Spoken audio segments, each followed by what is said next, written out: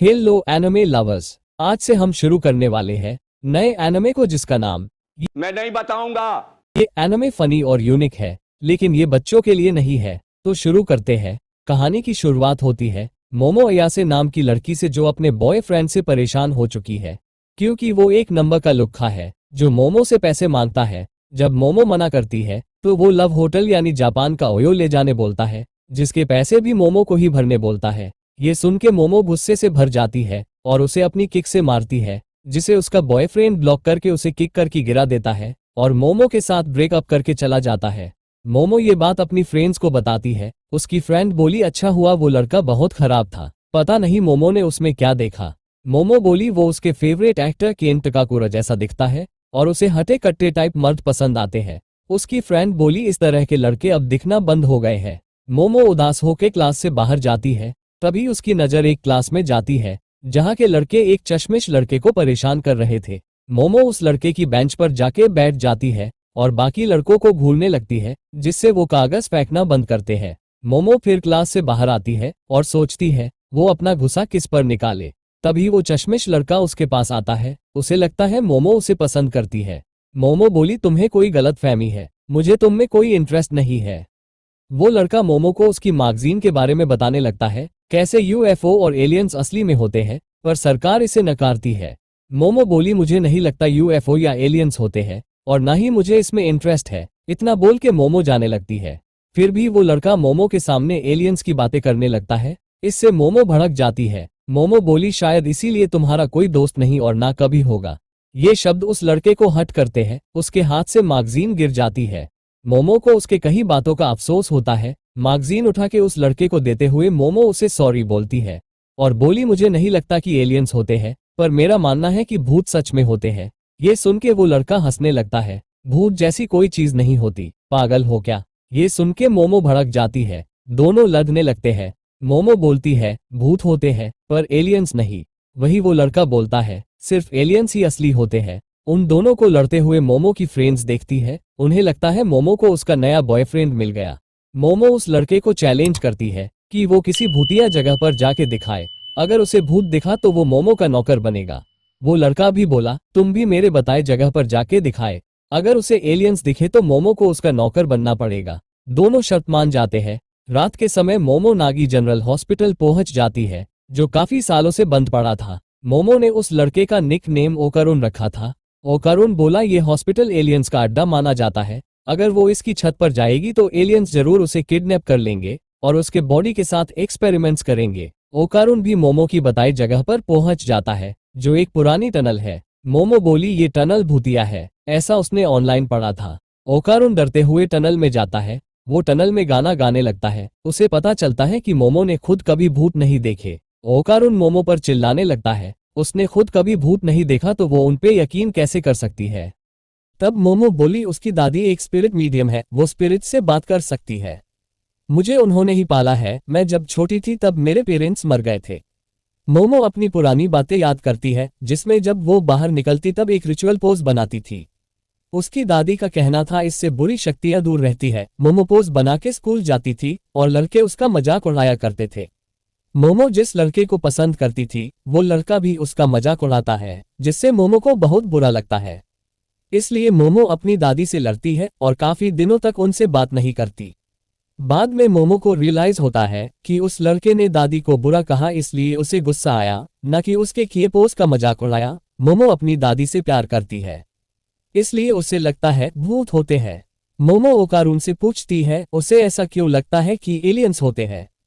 ओकारू बोला इसके पीछे कोई रीजन हो ये जरूरी नहीं। तभी ओकारू को टनल में खून के पैरों के निशान दिखते हैं। जब वो पीछे देखता है तब उसे एक डरावनी बुढ़िया दिखती है जो कि एक भूत है।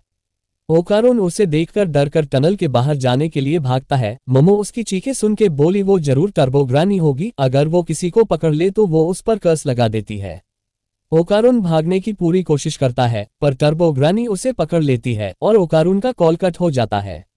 मोमो ओकारुन के पास जाने के लिए निकलती है, तभी उसे 3 आदमी जैसे रोबोट खड़े मिलते हैं जो एलियंस थे। मोमो वहां से भागने की कोशिश करती है, लेकिन वो लोग तुरंत मोमो को पकड़ के उसके कपड़े फाड़ देते हैं। मोमो को जब होश आता है तब वो देखती है कि उसके हाथ पैर बंधे हुए हैं। वो एलियंस बताते हैं वो सरपोइन है, वो सर्प प्लेनेट से आए हैं।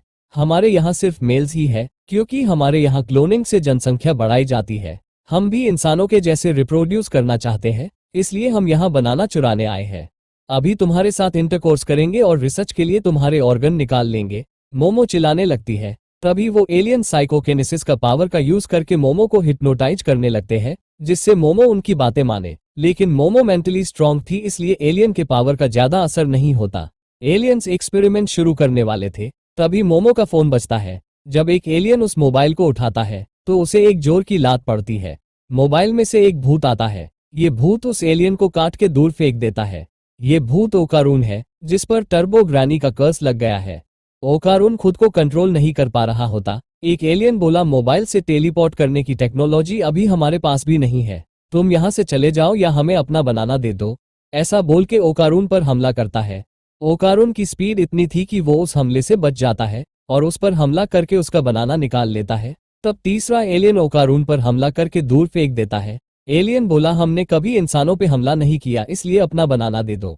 ओकारून बोला, तुम्हें जो चाहिए वो देने को तैयार हूँ। मैं काफी टाइम से एलियंस को देखना चाहता था, मेरा कभी कोई दोस्त नहीं बना, मुझे लगा एलियंस मेरे दोस्त बनेंगे। मुझे दूसरे लड़कों ने हमेशा बुली किया, फिर मेरे लाइफ में मोमो आई, इसलिए मैं मोमो को कुछ नहीं होने दूंगा। टर्बो ग्रैनी का कर्ज ओकारून पर हावी हो जाता है। मोमो बोली, इन्हें दिखा दो तुम असली मर्द हो। वो एलियन ओकारून पर अटैक करता है। ओकारून तुरंत हार जाता है। एलियन मोमो को फिर से हिप्नोटाइज करने लगता है। मोमो को उसका एक पास्ट याद आता है, जहां उसकी दादी अपनी शक्ति को बाहर निकालना सिखाती है। लेकिन मोमो को ये पसंद नहीं होता था क्योंकि दूसरे लड़के उसे चिढ़ाते थे। पर मोमो बीती बातों को भुला के दादी ने जो सिखाया था वो करती है, जिससे अचानक मोमो के पास साइकिक पावर आ जाती है। फिर मोमो अपनी पावर से टेबल को तोड़ के आजाद हो जाती है। एलियन की पावर मोमो की पावर के सामने कमजोर पड़ जाती है। मोमो उस एलियन को जोरदार लात मारती है।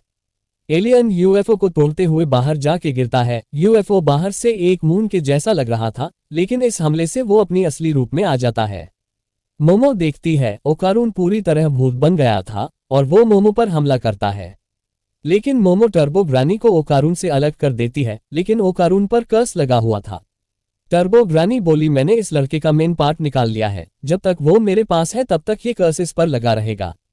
तुम्हें वो चाहिए तो मुझसे टनल में आके लड़ो। इतना बोल के टर्बो ग्रैनी गायब हो जाती है। यूएफओ हॉस्पिटल की बिल्डिंग से टकरा के क्रैश हो जाता है। मोमो ओकारून को लेके बाहर आ जाती है।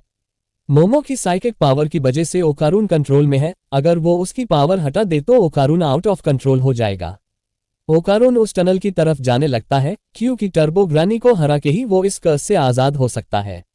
ओकारून अपने कपड़े उतार के मोमो को देता है, जिसे पहन के वो अपने घर जा सकती है। मोमो बोली, मैं तुम्हारे साथ आऊंगी तुम्हारी मदद करने। ओकारून बोला, तुम मेरी मदद क्यों करोगी, मैं तो बस एक लूजर हूँ। मोमो उसके साथ चलने लगती है। ओकारून बोला, फिर भी ये कपड़े पहन लो, नहीं तो वो ठीक से फोकस नहीं कर पाएगा। मोमो के दिल की धड़कन बढ़ने लगती है। ये लाइन एक बार केन टाकाकुरा ने मारी थी। मोमो सोचती है मुझे इसका नाम नहीं पता, तब वो ओकारून से उसका नाम पूछती है। ओकारून बोला, उसका नाम है केन टाकाकुरा। ये सुन के मोमो के होश उड़ जाते हैं और उसके पीछे का यूएफओ ब्लास्ट हो जाता है। मोमो को ओकारून पर भरोसा नहीं होता। ओकारून बोला, तुम मानो या ना मानो मेरा नाम केन टाकाकुरा है। मोमो छोटे बच्चों जैसे करने लगती है, जिससे उसका ओकारून पर से कंट्रोल छूट जाता है और उसका कर्स एक्टिव हो जाता है। ओकारून ग्रैनी बन के बोला, मुझे अपना केला खिला दो। मोमो अपनी साइकिक पावर से ओकारून को उठा के फेंक देती है और उसका कर्स भी दबा देती है। मोमो बोली, हमें कुछ रूल्स सेट करने चाहिए। तुम अपना ये नाम मेरे सामने कभी नहीं लोगे। तुम्हें आज से मैं ओकारून नाम से बुलाऊंगी। तुम तुम्हारा असली नाम मेरे सामने नहीं बोलोगे। ओकारून के पास दूसरी कोई चॉइस नहीं थी, इसलिए वो मान जाता है। मोमो और ओकारून टर्बो ग्रैनी के टनल तक जाते उससे पहले सुबह हो जाती है और दिन के टाइम पर भूत सामने नहीं आते, इसलिए मोमो ओकारून को उसके घर चलने कहती है। दोनों घर के सामने पहुंच जाते हैं। मोमो बोली, मेरी दादी लड़कों के मामले में बहुत स्ट्रिक्ट है, उन्होंने मेरे एक्स बॉयफ्रेंड को लगभग मार दिया था। ओकारून जैसे ही गेट के अंदर आता है वैसे ही वो जलने लगता है। मोमो अपनी पावर से ओकारून को उठा के पास वाले नाले में फेंक देती है, जिससे वो बच जाता है। मोमो देखती है कि उसकी दादी ने गेट पर एक तालिस्मान लगाया था, जिससे बुरी शक्तियां उनके घर के अंदर नहीं आ सकती। मोमो उस तालिस्मान को निकाल देती है और ओकारून को अंदर आने बोलती है। ओकारून डरते हुए गेट के अंदर आता है। इस बार उसे कुछ नहीं होता। मोमो उसके बालों का मजाक उड़ाती है जो दादी अम्मा जैसे हो गए थे। मोमो अपनी दादी को आवाज लगाती है पर वो घर पे नहीं थी। मोमो ओकारुन को अपने कमरे के पास बुलाती है और उसे गेट के बाहर खड़े होने बोलती है। क्योंकि उसे कपड़े बदलने थे, ओकारुन दरवाजा लगा लेता है। तभी ग्रानी का कर्स एक्टिव हो जाता है। ओकारुन दरवाजा खोल देता है, जिससे मोमो को गुस्सा होकर अपनी पावर से उसे दीवार पर दे मारती है, जिससे उसका कर्स भी हट जाता है। मोमो उसे पीछे मुड़ने के लिए कहती है और अपने कपड़े चेंज कर लेती है। मोमो ओकारुन को कपड़े देके बोली ये है तो लड़की के कपड़े पर अभी के लिए काम चल जाएगा। मोमो बोली तुम्हारा बनाना गायब है ना, टर्बो ग्रानी ने कहा था तुम्हारा केला उसने लिया है इसलिए तुम्हें कर्स लगा है। ओकारुन अपनी पैंट में चेक करता है, वहां पर सच में कुछ नहीं होता। मोमो मजाक में बोली मुझे भी देखना है। ओकारुन बोला कुछ हो या ना हो मैं नहीं दिखाऊंगा। वो मोमो पर भड़कता है, उसी ने टनल में जाने का चैलेंज दिया था। मोमो बोली वो तुम थे जो अपनी बकवास कहानी सुनाने आए थे, तुम बक बक कर रहे थे इसलिए मैंने शर्त लगाई। ओकारुन बोला मैं हमेशा से एक दोस्त चाहता था, जब तुम मेरे पास से गई तो मैं ये मौका गंवाना नहीं चाहता था। लेकिन हमारी दुनिया अलग है, मेरे जैसा लूजर तुम्हारी जैसी लड़की से दोस्ती नहीं कर सकता। जब ये सब खत्म हो जाएगा तब तुम मुझे इग्नोर कर सकती हो, जैसे तुम मुझे जानती ही नहीं। मोमो बोली यही तुम्हारी प्रॉब्लम है, तुम खुद से ही कुछ भी सोच लेते हो, इसीलिए तुम्हारा कोई दोस्त नहीं, क्योंकि तुम खुद लोगों को अपने से दूर धकेलते हो। मैं तुम्हें इग्नोर नहीं करूंगी, हम आपस में बहुत बातें करेंगे। ये सुन के ओकारुन के आंखों में आंसू आते हैं। मोमो बोली तुम कुछ क्यों नहीं बोलते, तुम कितनी बदसूरत हो, सामने वाले की मुंह पर बेइज्जती करती हो। ये सुन के मोमो भड़क जाती है और उससे लड़ने लगती है। तभी घर की डोर बेल बजती है। ओकारुन बोला तुम्हारी दादी घर आ गई। मोमो बोली मैंने ये घंटी मैंने पहली बार सुनी है, मेरी दादी ने बताया था कि इस घर में 2 घंटियां हैं, एक इंसानों के लिए है और दूसरी बुरी आत्माओं के लिए। तालिस्मान हटाने के वजह से कोई बुरा भूत उनके यहाँ आ गया है। ओकारुन बोला अब हम क्या करें। मोमो बोली मैं ये तालिस्मान लगा दूंगी जिससे ये भूत जल जाएगा। ओकारुन बोला फिर मैं भी जल जाऊंगा। मोमो बोली तुम थोड़ी देर के लिए बाहर चले जाना। दोनों घर के पीछे के दरवाजे से बाहर निकलते हैं। तब उनके सामने पूरा आसमान काला हो जाता है। बाहर जाने का रास्ते पर दीवार आ जाती है। मेन गेट भी दीवार में सील हो गया था। सारी तरफ काला धुआं फैला होता है, जिससे मोमो के नाक से खून बहने लगा और ओकारुन की भी हालत खराब हो रही थी। तभी इन दोनों को बड़ा मॉन्स्टर दिखाई देता है। वो बोला तुम बुरे लोग हो, तुमने वादा तोड़ दिया। इतना कहते ही वो दोनों को मुक्का मारता है, लेकिन दोनों बच जाते हैं। दोनों चिल्लाते हुए वहां से भागने लगते हैं। वो मॉन्स्टर कहता है कि मुझे अपना बनाना दे दो। ये दोनों घर के पीछे छुप जाते हैं। मोमो बोली ये किस तरह का भूत है। ओकारुन बोला ये भूत नहीं एलियन है, मैंने उसके कॉलर से पहचान लिया। ये फ्लैटवुड्स नाम का एक एलियन है। इन्हें सबसे पहले अमेरिका के फ्लैटवुड्स शहर में देखा गया था और जापान में ये यमानाशी में देखे गए हैं। ये एलियन 3 मीटर लंबे होने के लिए जाने जाते हैं। मोमो बोली अगर ये एलियन है तो भूत वाली घंटी एलियन के लिए कैसे बजी। ओकारुन बोला स्टडी के हिसाब से जो लोग आत्मा को देख सकते हैं वो यूएफओ को भी देख सकते हैं। आसान शब्दों में भूत और एलियन में कुछ तो कॉमन है। मोमो बोली हमें जल्दी कुछ करना होगा, नहीं तो हम इस काले धुएं से मर जाएंगे जो ये एलियन निकाल रहा है। मैं अपनी पावर यूज नहीं कर सकती। ओकारुन बोला कर्स को आजाद कर दो, मैं उस एलियन से लड़ूंगा। मोमो बोली तुम्हें अचानक क्या हो गया। ओकारुन बोला मुझे एलियन से डर नहीं लगता, तुम्हें बस मेरा फिजिकल कर्स आजाद करना है जिससे मेरा मानसिक संतुलन बना रहे। वो एलियन इन्हें ढूंढ लेता है, तब इन्हें भागना पड़ता है। मोमो बोली मेरी पावर पर पूरा कंट्रोल नहीं है। ओकारुन बोला तुम्हें ट्राई करना पड़ेगा। मोमो मान जाती है। ओकारुन ग्रानी वाले कर्स में बदलने लगता है। तभी वो एलियन इन पर हमला कर देता है, लेकिन ओकारुन ट्रांसफॉर्म हो गया था, इसलिए मोमो को उठा के अटैक से दूर ले जाता है। ओकारुन पूरी तरह से बदल जाता है। वो अलग तरह से बात करने लगता है, ये पावर तो कमाल की है, मैं डिप्रेशन में हूँ, मेरा दिमाग बिल्कुल ठंडा है पर सब कंट्रोल में है। मोमो को समझता नहीं कि इसका बर्ताव कैसे बदल गया। ओकारुन बोला मुझे माफ कर दो, मैं एक अजीब लड़का हूँ, जो कि केन टाकाकुरा की फेमस लाइन है। मोमो ओकारुन पर गुस्सा करके बोली ये लाइन मरना बंद करो। वो एलियन इनके पास आके अपने हाथों से कुचलने की कोशिश करता है, पर ओकारुन उसकी एक हाथ की उंगलियां काट देता है। यही ग्रानी की असली पावर है। वो इतना तेज था कि मोमो को वो दिखा नहीं, लेकिन तब ओकारुन अचानक खून की उल्टी कर देता है। एलियन ओकारुन पर हमला करता है, तभी मोमो अपनी पावर से ओकारुन को अपनी तरफ खींच लेती है। ओकारुन बोला कर्स की पावर मेरी बॉडी झेल नहीं पा रही, ऐसा लग रहा था मेरे बॉडी के लाखों टुकड़े हो रहे हैं। इतनी स्पीड से इंसान की बॉडी मूव नहीं कर सकती। मोमो बोली ये एलियन एक सूमो रेसलर जैसे लड़ रहा है। अगर हम इसके दोनों हाथ जमीन से टच करवा दे तो शायद हम जीत जाए। ओकारुन फिर कर्स में बदल जाता है। दोनों उस एलियन के तरफ भागते हैं। ओकारुन फुल पावर से भागकर उस एलियन का पैर तोड़ देता है। मोमो अपनी पावर से उसे गिरा देती है और उसका एक हाथ जमीन से टच होते ही खत्म हो जाता है। तभी वो एलियन अपने दो पैर उगा लेता है और दूसरे हाथ से मोमो को उठा के जोर से दीवार में मारता है। मोमो फिर भी ओकारुन की कर्स को कंट्रोल में रखती है और एलियन को चिटर बोलती है। वो एलियन मोमो पर बार बार पंच करता है। ओकारुन मोमो से कर्स को हटाने बोलता है। अब तक एलियन ने दीवार में काफी बड़ा गड्ढा बना दिया था। ये मोमो का प्लान था। अब टेक्निकली वो अब में गेट से बाहर है। मोमो अब ओकारुन को अपने पास खींच लेती है और तालिस्मान को वापस गेट पर लगा देती है, जिससे वो एलियन जल के खत्म हो जाता है। अब सब नॉर्मल हो जाता है। दोनों चैन की सांस लेते हैं, लेकिन ओकारुन का कर्स मोमो के बगैर कंट्रोल नहीं होता। मोमो नोटिस करती है कि ओकारुन की हेयर स्टाइल बदल गई है। उसे इसके लिए कॉम्प्लीमेंट भी करती है। तभी मोमो थकान के वजह से बेहोश हो जाती है। बेहोश हो जाने के वजह से ओकारुन का कर्स एक्टिव हो जाता है। ओकारुन पर उसका कर्स हावी होता है और वो पूरी तरह से टर्बो ग्रैनी में बदल जाता है। में दूसरी जगह पर एक बुजुर्ग औरत एक शो की शूटिंग कर रही होती है। शूटिंग होने के बाद वो औरत एक टैक्सी लेके अपने घर जाने निकलती है।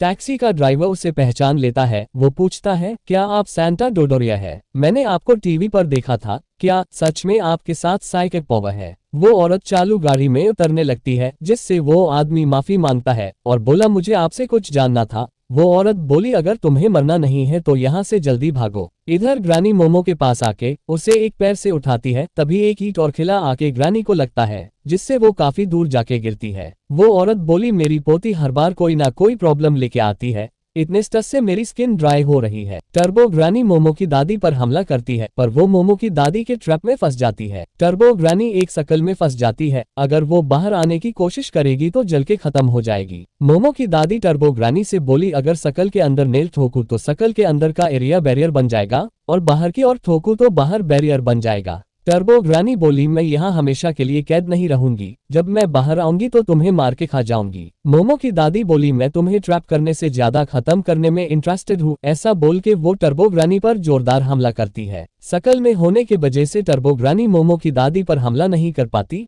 मोमो की दादी बोली, वहां पर होने के वजह से तुम अपनी स्पीड भी यूज नहीं कर सकती। मोमो की दादी टर्बो ग्रानी के शकल के पास एक और शकल बना देती है और मोमो की दादी टर्बो ग्रानी को मारने लगती है। तब टर्बो ग्रानी बोली, अगर तुम मुझे मरोगी तो मैंने जिस लड़के को कस किया है वो भी मारा जाएगा। मोमो की दादी बोली, मुझे इससे कोई फर्क नहीं पड़ता। ऐसा बोल के वो अंदर वाला शकल मिटा देती है, जिससे टर्बो ग्रानी जलने लगती है। थोड़ी देर बाद मोमो को होश आता है। वो ओकारुन को ढूंढना शुरू कर देती है। मोमो उसकी दादी से बोली, आप घर कब आई? दादी बोली, क्या तुम हॉन्टेड साइट पर गई थी? मोमो ने बताया, वो नहीं, पर उसका दोस्त गया था। हम में शर्त लगी थी। दादी उसकी बातें अनसुनी करती है। मोमो गुस्सा होती है। वो बोली, अपने किसी लड़के को देखा? अगर वो मेरे साथ नहीं तो वो खतरे में होगा। दादी बोली, अगर तुम उस एविल स्पिरिट की बात कर रही हो तो मैंने उसे मार दिया है। मोमो चिंतित होकर उसके बारे में पूछती है। दादी बोली, तुम्हें तो भूतों में विश्वास नहीं है ना? तुमने तो कहा था मैं एक फेक स्पिरिट मीडियम हूँ। मोमो उसकी दादी से माफी मांगती है उनके साथ बुरा बर्ताव करने और उन्हें फेक समझने के लिए। दादी बोली, बाहर जाके बाहर का मंदिर देखो। मोमो भागते हुए वहां पहुंचती है। जब वो देखती है तब ओकारुन खाना खा रहा होता है। ओकारुन मोमो को देख के रोने लगता है और बोला, मुझे लगा मैंने तुम्हें मार दिया। तभी मोमो मंदिर का दरवाजा उसके मुंह के सामने बंद कर लेती है। मोमो दरवाजे को पीटते हुए बोली, तुम अभी भी जिंदा हो, शुक्र है। मैं बहुत इरिटेट हो गई थी। दादी बोली, तुम्हारे मॉन्स्टर दोस्त कब से बनने लगे? चिंता मत करो, जब तक वो अंडा है कज एक्टिव नहीं होगा। मोमो बोली, आपने कहा कि आपने उसे मार दिया, आप बड़ी झूठी है। दादी बोली, तुम्हें इसकी बड़ी चिंता है, कहीं ये तुम्हारा क्रश तो नहीं? मोमो परेशान होके बोली, ऐसा कुछ नहीं है। टर्बो ग्रानी ने इसका बनाना चुरा लिया है और हमें पता चला है जब तक इसे इसका बनाना नहीं मिल जाता तब तक इसका कर्ज नहीं हटेगा। इसकी हालत की जिम्मेदार मैं हूँ, इसलिए मैं इसकी मदद करना चाहती हूँ। दादी बोली, मतलब तुम इसे पसंद करती हो? मोमो बोली, ऐसा कुछ नहीं, वैसे भी मैं अब साइकिक पावर यूज कर सकती हूँ। मैं यूएफओ देखने गई थी, वहां के हादसे के वजह से मैं साइकिक पावर को एक्टिवेट कर लिया। दादी बोली, यूएफओ जैसी कोई चीज नहीं होती। मोमो बोली कल तक मेरा भी यही मानना था, पर ये सच है, चीजें तब बिगड़ जाती है जब मैं ओकारुन के कर्ज को कंट्रोल नहीं कर पाती। दादी बोली तुम लोगों ने पागल मॉन्स्टर के साथ पंगा लिया है। बहुत वक्त पहले उसे 100 किलोमीटर पर आवर ग्रानी बोलते थे। पूरे कंट्री में तबाही मचा रखी थी। मुझे पता चला कि उस टनल में एक स्पिरिट ने अपना डेरा जमा के रखा था। मैं वहां गई थी, मुझे वहां बहुत स्ट्रॉन्ग एनर्जी महसूस हो रही थी कि मैं अंदर पैर नहीं रख पाए।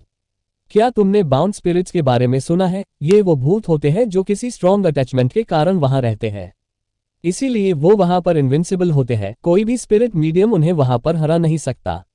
उस टनल में रहने वाली स्पिरिट और टर्बो ग्रैनी एक हो गए हैं। मेरे हिसाब से तुम्हें उनसे लड़ना नहीं चाहिए। मैं अपनी ग्रैंड डॉटर को खोना नहीं चाहती। तुम उस लड़के को भूलकर अपनी नॉर्मल लाइफ में लौट जाना चाहिए। मोमो बोली अगर मेरे जगह पर केन होता तो वो कभी हार नहीं मानता, इसीलिए मैं भी हार नहीं मानूंगी और ओकारुन की मदद करूंगी। दादी बोली तुम केन की बातें कर रही हो, इसका मतलब तुम इस लड़के को पसंद करती हो। मोमो इरिटेट होके बोली मैं इसकी बात नहीं कर रही थी। दादी बोली ठीक है, अगर तुम्हें इसकी मदद करनी है तो तुम्हें टर्बो ग्रानी के साथ पकड़म पकड़ाई खेलनी होगी। उस मॉन्स्टर को उसकी स्पीड पर भरोसा है, अगर तुम उसे गुस्सा दिलाओगी तो वो पक्का इस चीज के लिए मान जाएगी। पर एक दिक्कत है, बाउंड स्पिरिट का एरिया शॉनो सिटी में है, इसलिए तुम्हें टर्बो ग्रानी को बिना तुम्हें पकड़वाए शॉनो सिटी के बाहर लाना होगा। तब वो वहां पर कमजोर हो जाएगी, फिर शायद तुम उसे हरा पाओ। मोमो बोली आपको लगता है मैं टर्बो ग्रानी से तेज भाग पाऊंगी? क्या आप इस बैरियर की मदद से कुछ नहीं कर सकती? दादी बोली मैं तुम्हारी मदद नहीं कर सकती, मेरा बैरियर काम करता है क्योंकि मैं इस एरिया के भगवान से पावर उधार लेती हूँ, इसलिए मैं इस टेक्निक को सोने सिटी में यूज नहीं कर सकती। मोमो बोली मुझे नहीं पता था हमारी पावर्स एरिया पर डिपेंड करती है। दादी बोली टर्बो ग्रानी को हराने का यही एक तरीका है, इसलिए तुम अपनी ट्रेनिंग चालू कर दो जिससे तुम टर्बो ग्रानी से तेज भाग सको। मोमो बोली मैं इतना तेज नहीं भाग सकती। दादी ने ओकारुन की तरफ इशारा करते हुए कहा इसे भागना होगा। ओकारुन बोला मैं ये नहीं कर पाऊंगा, मैंने अब तक 2 बार वैसे भागा हूं और उतने में मेरी हालत खराब हो गए। दादी उसे ट्रेनिंग करने बोलती है, लड़ाई में मैं तुम्हारी मदद नहीं कर सकती पर ट्रेनिंग में कर सकती हूँ जिससे तुम्हारी पावर्स बढ़ सके। अभी तुम सो जाओ, कल सुबह से ट्रेनिंग चालू होगी। ऐसा बोल के वो चली जाती है। ओकारुन मोमो को उस एलियन मॉन्स्टर से बचाने के लिए शुक्रिया करता है और बोला ये तुम्हारा मेरे ऊपर कर्ज है, अगर मुझे मौका मिला तो मैं अपनी जान की बाजी लगाकर इसे चुकाऊंगा।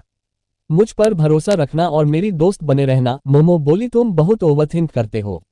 ओकारुन चिल्लाते हुए बोला तुमने मेरे मुंह पर दरवाजा क्यों बंद किया? मोमो बोली वो तो बस ऐसे ही। ओकारुन बोला देखा तुम्हें मुझ पर भरोसा नहीं है। मोमो बोली तुम ऐसा करोगे तो मैं तुम पर भरोसा नहीं करूंगी। जब तुम फाइट करते हो तब बहुत कूल लगते हो, पर तुम इतने अनाड़ी हो कि मुझे तुम्हें बचाना पड़ता है। दूसरे दिन ओकारुन को वॉशरूम जाना होता है। दादी उससे जाने कहती है। मोमो बोली अगर ये वॉशरूम का दरवाजा बंद करेगा तो कज एक्टिव हो जाएगा और मैं इसे वैसे नहीं देख सकती। ओकारुन भी इसके लिए मना करता है। तभी मोमो का ध्यान भटक जाता है और ओकारुन का आधा शरीर टर्बो ग्रानी में बदल जाता है। दादी मोमो से पूछती है तुम इसका कस कैसे कंट्रोल करती हो? मोमो बोली मुझे इसके आसपास एक ऑरा दिखता है जिसे दबाने से ओकारुन का कस कंट्रोल होता है। मुझे हर चीज का ऑरा दिखता है, जैसे ये पत्थर जिनके ऑरा को पकड़ के मैं इन्हें मूव कर सकती हूँ। जब मुझे ये पावर्स मिली थी तब मैंने खुद को बहुत पावरफुल महसूस किया, जैसे मैं इनविंसिबल हो गई थी, पर वो थोड़े देर के लिए था। अब तो मैं बस ऑरा को ही कंट्रोल कर सकती हूँ। दादी बोली अपनी आंखें बंद करो और बाकी सेंसर्स का इस्तेमाल करो। मोमो इसे ट्राई करती है पर इसका कोई असर नहीं होता। ओकारुन उसके प्रेशर को कंट्रोल नहीं कर पाता और वॉशरूम की तरफ भागता है। वो किसी तरह वॉशरूम पहुंचता है और न चाहते हुए मोमो को उसे देखना पड़ता है। दादी मोमो से बोली लगता है तुम्हारी शुरुआत की पावर्स तुम्हारे अंदर सील हुई है, जिसे तुम ट्रेनिंग करके बाहर निकाल सकती हो और इस लड़के को अपनी मसल बढ़ानी होगी। इन बातों में मोमो का ध्यान भटकता है और जब वो ओकारुन को देखने लगती है तब उसे टर्बो ग्रानी दिखती है। वो दादी को बताती है पर उसके आसपास सब रुक जाता है। मोमो टर्बो ग्रानी से पूछती है तुमने इनके साथ क्या किया? टर्बो ग्रानी बोली चिंता मत करो, मैं उसे ऑप्शन दूंगी कि उसे हार्ट अटैक से मरना है या ब्रेन डेड होना है। मेरा कज इस लड़के के जरिए फैल रहा है। ये लड़का जिसे भी देख सकता है मैं उसे मार सकती हूँ। आज रात टनल के अंदर आ जाओ वरना मैं तुम्हारे आसपास के सभी लोगों को मार दूंगी। टर्बो ग्रानी के जाने के बाद सब नॉर्मल होता है। ओकारुन और दादी के नाक और कान से खून निकलता है। दादी मोमो से पूछती है यहाँ क्या हुआ? रात के समय मोमो और ओकारुन तैयार होते हैं। उन दोनों ने अजीब कपड़े पहने होते हैं। दादी बोली ये कपड़े तुम्हें इविल स्पिरिट से बचाएंगे, इसे मत उतारना। मोमो और ओकारून जाने के लिए निकलते हैं। दादी मोमो को गले लगा के बोली प्लीज मरना मत। मोमो और ओकारून एक साइकिल पर टनल की तरफ निकलते हैं, पर वो ट्रेन से ट्रैवल करते हैं। ओकारून बोला हम ट्रेन से क्यों जा रहे हैं? मोमो बोली फाइट शुरू होने से पहले ही तुम अपना स्टेमिना गंवाना चाहते हो क्या? मोमो और आगे कहती है मैं उस टर्बो ग्रानी को नहीं छोड़ूंगी जो मेरी दादी को हट करना चाहती है, मैं उसे मार मार के उसका पानी निकाल दूंगी। ओकारून और मोमो टर्बो ग्रानी के टनल के बाहर पहुंचते हैं। मोमो ओकारून को आगे जाने बोलती है, पर ओकारून उसे आगे जाने कहता है। दोनों में थोड़ी बहस होती है। आखिर में ओकारून बोला दोनों एक साथ अंदर चलते हैं। वो दोनों टॉर्च लेके अंदर आते हैं। मोमो कॉन्फिडेंट होती है कि जैसे उस बड़े एलियन को हराया वैसे टर्बो ग्रानी को भी हरा देंगे, लेकिन ओकारून अभी भी थोड़ा डरा हुआ है। मोमो ओकारून को समझाती है कि हम ग्रानी को हरा देंगे। ऐसा बोलते वक्त वो टॉर्च घुमाती है तो टनल की दूसरी तरफ ग्रानी का बहुत बड़ा सर होता है। ओकारून बहुत डर जाता है। वो मोमो से बोला अब हमें क्या करना चाहिए? मोमो बोली जैसा तुमने थोड़ी देर पहले जो बोला था वैसे हमें अभी शोनो सिटी छोड़नी होगी। ओकारून दूसरी तरफ टॉर्च घुमाकर जोर से चिल्लाता है। मोमो देखती है तो वहां पर टर्बो ग्रानी का फेस होता है। वो फेस दोनों तरफ से आगे की तरफ आते हैं। मोमो कुछ बैट्स निकालती है और ग्रानी को फेंक के मारती है, पर ग्रानी उन बैट्स को खा जाती है। ओकारून मोमो को उसके ऊपर से कर्स को हटाने बोलता है। ओकारून ट्रांसफॉर्म होता है और डिप्रेशन वाली बातें करता है। उसे लगता है वो ये नहीं कर पाएगा। मोमो बोली तुम कुछ करो, मैं तुम्हें चीयर करूंगी। ओकारून फाइट करने के लिए आगे की तरफ बढ़ने लगता है।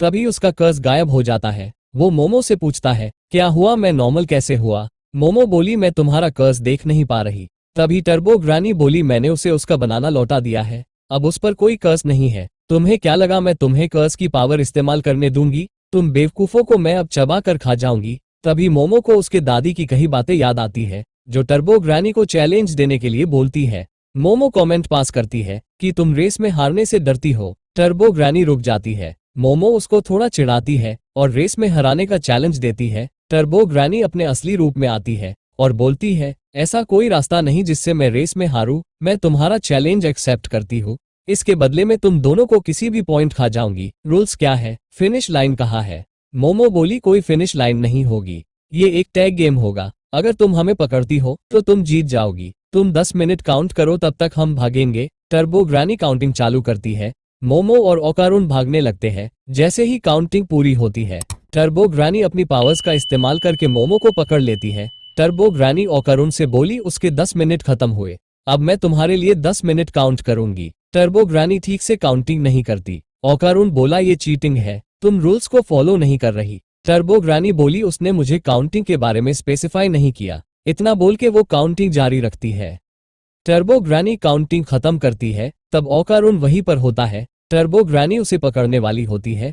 तभी ओकारून टर्बो ग्रानी के ब्रेस्ट को काटता है। ओकारून के ऐसा करने से टर्बो ग्रानी जोर से चिल्लाती है। वो उसे छोड़ने के लिए बोलती है। ओकारून मोमो को फ्री करने बोलता है।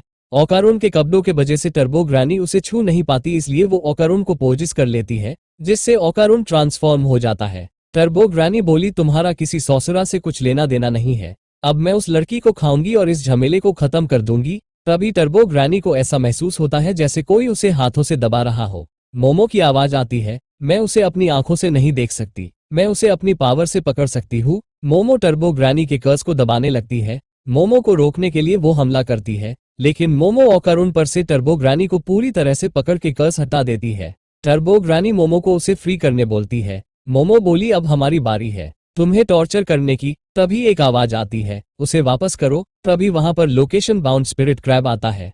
वो दोनों उस मॉन्स्टर को देख के चिल्लाते हैं। टर्बो ग्रानी उस स्पिरिट को इन्हें मारने बोलती है। मोमो और ओकारून किसी तरह उस टनल से बच के बाहर निकलते हैं। ओकारून भागते हुए बोला ये लोकेशन बाउंड स्पिरिट क्रैब क्यों है? मोमो बोली दादी ने कहा था जो लोग मर गए थे उन्होंने मरे हुए लोगों की दुनिया में जाने वाली नदी को पार करने के लिए फ्रेश वाटर के क्रैब में खुद को बदला। उस क्रैब को एक साइन बोर्ड दिखता है, वो उसे डिस्ट्रॉय करने लगता है। टर्बो ग्रानी उस क्रैब को उसकी तरफ आने बोलती है। तभी मोमो ओकारून को ट्रांसफॉर्म होने के लिए कहती है। तभी वो क्रैब हमला कर देता है। ओकारून ट्रांसफॉर्म होके मोमो को बचा लेता है। टर्बो ग्रानी चिल्लाती है, ये मेरी पावर्स है, तुम बदमाशों इसे मेरी परमिशन के यूज नहीं कर सकते। मोमो उसे चिढ़ाते हुए बोली तुम्हें दबाने से ज्यादा ये आसान है। ओकारून बोला तुम बहुत हैवी हो, इस स्पीड से मैं ये टर्न नहीं ले सकता। वो बैरिकेड तोड़ के पहाड़ी से खुद जाता है। मोमो की चीखें निकलती है। ओकरुन फुल थ्रोटल का इस्तेमाल करके उसके पैरों को हेलीकॉप्टर जैसे घुमाता है, जिससे उनकी गिरने की स्पीड कम हो जाती है और वो मोमो को बचा लेता है। ओकरुन की हालत खराब होती है। मोमो उसे उठकर भागने बोलती है, तभी वो क्रैब ऊपर से आके गिरता है। वो दोनों फिर से भागने लगते हैं। रास्ते में उन्हें लोग दिखते हैं। मोमो बोली, लोगों को वो क्रैब नहीं दिख रहा। ये बहुत एम्बैरेसिंग है, हम बहुत अजीब दिख रहे होंगे। ओकरुन बोला, मेरा स्टेमिना अब बहुत कम बचा है। मोमो उसे फुल थ्रोटल यूज करने बोलती है। ओकरुन मना करता है कि वो अभी नहीं कर पाएगा। मोमो को एक आइडिया आता है। वो दोनों एक बिल्डिंग में घुसते हैं। मोमो को लगता है इससे क्रैब की स्पीड कम हो जाएगी, पर क्रैब दीवार तोड़ के उनका पीछा करता है। वो लोग स्पा के जगह पर पहुंचते हैं। मोमो बोली, ये सिर्फ क्रैब है और हम हॉट स्प्रिंग में है। मोमो अपनी पावर से एक हॉट वाटर पाइप लाइन तोड़ देती है। वो पानी क्रैब पर गिरता है। मोमो बोली, जब गर्म पानी क्रैब पर पड़ता है तब उनका मांस सिकुड़ता है, जिससे वो हिल नहीं पाते। तभी क्रैब ओकरुन पर हमला करने वाला होता है। तभी वो जगह पर रुक जाता है और पूरा क्रैब लाल हो जाता है। मौके का फायदा उठा के दोनों शॉनो सिटी के बॉर्डर के पास आते हैं। तब उन्हें काफी सारे लोग उनकी तरफ भागते हुए दिखते हैं। जब वो ठीक से देखते हैं, उनके फेस क्रैब के जैसे होते हैं। मोमो बोली, ये कौन लोग हैं? टर्बो ग्रैनी बोली, मैंने कुछ स्पिरिट से मदद ली है जो हमारे इलाके में रहते हैं। एक जगह पर आके वो दोनों गिर जाते हैं, एक साइड क्रैब और दूसरी साइड स्पिरिट्स। मोमो ओकरुन को फुल थ्रोटल यूज करने बोलती है। ओकरुन बोला, मुझे नहीं लगता उसका इस्तेमाल से हम अगली सिटी जा पाएंगे। मोमो बोली, अगर उसे यूज नहीं करोगे तो हम यही मारे जाएंगे। ओकरुन उसकी बात मानता है। मोमो उसकी पीठ पर बैठ जाती है। वो सारे स्पिरिट्स के बीच में से भागने लगता है। इसमें मोमो भी अपनी पावर्स का इस्तेमाल करती है। वो स्पिरिट्स से बचते हैं, तभी क्रैब उनके सामने आके हमला करता है। ओकरुन उसके हाथ पर से खुदकर ऊपर की तरफ जाता है। अपनी पूरी ताकत से एक बहुत लंबी छलांग लगाता है। ओकरुन बोला, हमें दूसरी डायरेक्शन में जाना है। मोमो अपनी पावर से डायरेक्शन चेंज करती है। वो दोनों अपनी पावर्स का यूज करके लैंड करते हैं। अब ओकरुन की हालत बहुत खराब होती है। वो हिल भी नहीं पाता। मोमो जब उठती है तब टर्बो ग्रैनी वहां पर नहीं होती। तभी टर्बो ग्रैनी उन दोनों पे हमला कर देती है। अब वो उस क्रैब के साथ जुड़ जाती है। टर्बो ग्रैनी बोली, कुत्तों के बच्चों, मैं तुम्हें खा जाऊंगी, तो अब भागो। तुम चाहो तो शॉनो सिटी छोड़ सकते हो, मैं तुम्हारे लिए काउंटिंग भी करूंगी। मोमो बोली, मुझे सिर्फ 1 सेकंड लगेगा मेरी एबिलिटी से किसी भी चीज को पकड़ने के लिए। ऐसा बोलते ही वहां से एक ट्रेन जाती है। मोमो अपनी पावर्स का यूज करके उसे पकड़ लेती है। टर्बो ग्रैनी उसका पीछा करती है। मोमो बोली, ये ट्रेन 120 की स्पीड से चलती है और तुम 100 की स्पीड से भाग सकती हो लूजर। तभी ट्रेन थोड़ी स्लो होती है और टर्बो ग्रैनी मोमो के पास आती है। वो बोली, ट्रेन टर्न लेने के लिए स्लो होती है, पर मैं हर जगह फुल स्पीड में भाग सकती हूँ। मोमो बोली, तुम बेवकूफ हो। जैसा मेरे दादी ने कहा था, तुम्हें कोई भी ताना मारे तो तुम सीरियस हो जाती हो। ये ट्रेन सिटी से बाहर जा रही है। वहीं पर हम मोमो की दादी को देखते हैं, जिसने ट्रैक के पास उसके बैरियर वाले किले ठोक के रखे हैं। मोमो टर्बो ग्रैनी को अपनी पावर्स की मदद से रोक के रखती है। जैसे ही ट्रेन बाउंड्री क्रॉस करती है, टर्बो ग्रैनी और वो क्रैब खत्म हो जाते हैं। मोमो ओकरुन को लेके अगले स्टेशन पर उतर जाती है। ओकरुन बेहोशी से उठता है। वो पूछता है, हम कहाँ हैं? टर्बो ग्रैनी और उस क्रैब का क्या हुआ? मोमो बोली, हम जीत गए। उन्हें वहां लेने के लिए उसकी दादी आती है। उस दिन वो टनल के पास जाके उन स्पिरिट्स की शांति के लिए प्रार्थना करते हैं। मोमो की दादी बताती है, इस जगह पर लड़कियों को जो तुम्हारी उम्र की थी उन्हें काट के फेंक दिया गया था। वो बुरी आत्माएं इसलिए नहीं बनी क्योंकि वो चाहती थी। हम स्पिरिट मीडियम टर्बो ग्रैनी से परेशान थे, पर ग्रैनी हमेशा उन्हीं जगहों पर दिखती थी जहां पर किसी लड़की की बेवजह मौत होती थी। शायद वो उन लड़कियों की आत्मा को सांत्वना देती थी जो शांति से मर नहीं पाए। पर मारे हुए को जिंदा लोगों पर हमला नहीं करना चाहिए, ये अच्छा नहीं है। पर हमारे पास फोर्स है उन्हें दूसरी साइड भेजने के लिए। ये सारी बातें जिंदा लोगों पर भी लागू होती है। मैं खुश हूँ कि तुम दोनों ठीक हो। घर आने के बाद दादी पोती में क्रैब मीट खाने के लिए झगड़ा चालू होता है। वो ओकरुन के हिस्से का भी लेते हैं। दादी उसके पास आती है और उसे बनाना दिखाने बोलती है। वो कंफर्म करना चाहती थी कि वो सच में वहां है। ओकरुन मोमो को कुछ करने बोलता है, लेकिन वो खाने में बिजी थी, इसलिए वो भाग जाता है। थोड़ी देर बाद वो अपने घर जाने लगता है और मोमो ने जो उसके लिए किया उसके लिए शुक्रिया करता है और उसे सायोनारा बोल के जाने लगता है। थोड़ा आगे जाने के बाद मोमो उसे आवाज देती है और बोलती है, कल मिलते हैं। ओकरुन भी खुश हो के हामी भरता है। अगले पार्ट के लिए लाइक और सब्सक्राइब करें।